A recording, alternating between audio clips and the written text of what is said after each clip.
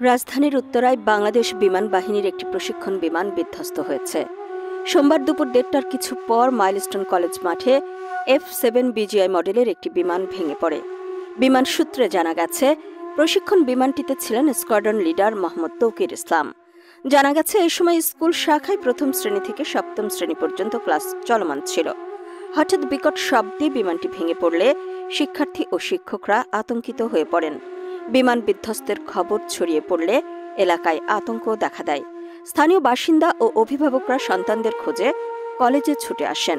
প্রত্যক্ষদর্শীরা জানান, হঠাৎ একটি বিকট শব্দ হয়, সঙ্গে সঙ্গে আকাশে ধোঁয়ার কুণ্ডলী উঠতে দেখা যায়। বিমান বিধ্বস্ত হওয়ার পর মাইলস্টোন স্কুলের ভবনটিতে আগুন ধরে যায়। ভবনটির নাম হায়দার হল। এ সময় আশেপাশে হতাহত অনেকের দেহ ছড়িয়ে ছিটিয়ে থাকতে দেখা যায়। অনেককে আশেপাশের হাসপাতালগুলোতে অ্যাম্বুলেন্সে করে নিয়ে যাওয়া হয়।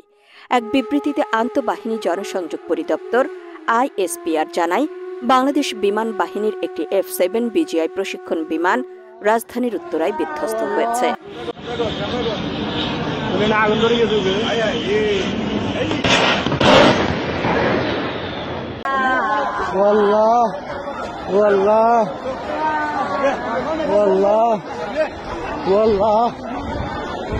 বিমানটি সোমবার দুপুর 1:06 উড্ডয়ন করে এবং 1:30টার কিছু সময় পর এটি বিধ্বস্ত হয়।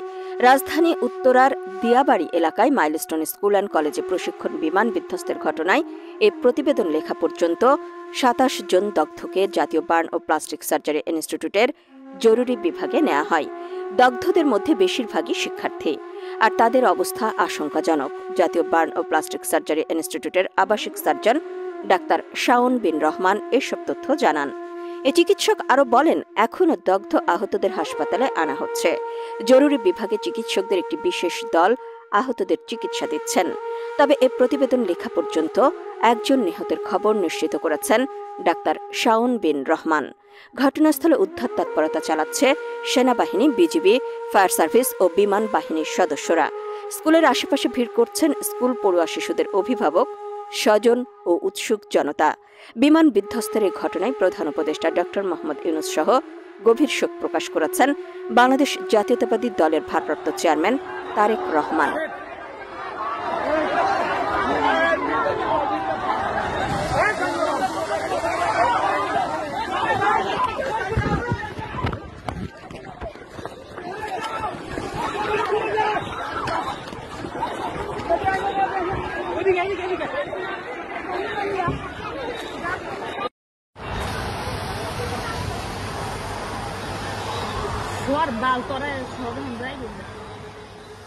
দুর্ঘটনায় একজন শিক্ষার্থীর মর্মান্তিক মৃত্যু এবং আরও কয়েকজনের আহত হওয়ার খবরে তিনি গভীরভাবে ব্যথিত হয়েছেন বলে জানান।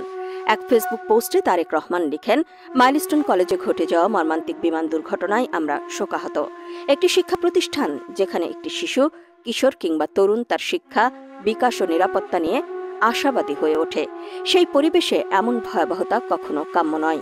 এ ঘটনায় নিহত শিক্ষার্থীর আত্মার মাগফিরাত কামনা করেন এবং আহতদের দ্রুত সুস্থতা কামনা করেন তিনি।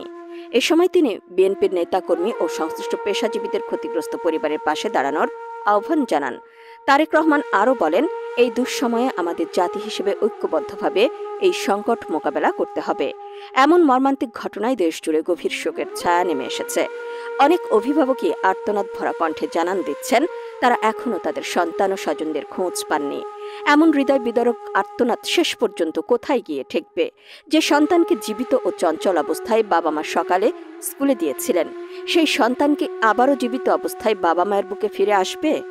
এমন প্রশ্নের অজানা উত্তর নিয়ে অপেক্ষায় আছেন মাইলস্টোন স্কুল অ্যান্ড কলেজের শিক্ষার্থীর বাবা মা ও স্বজনরা।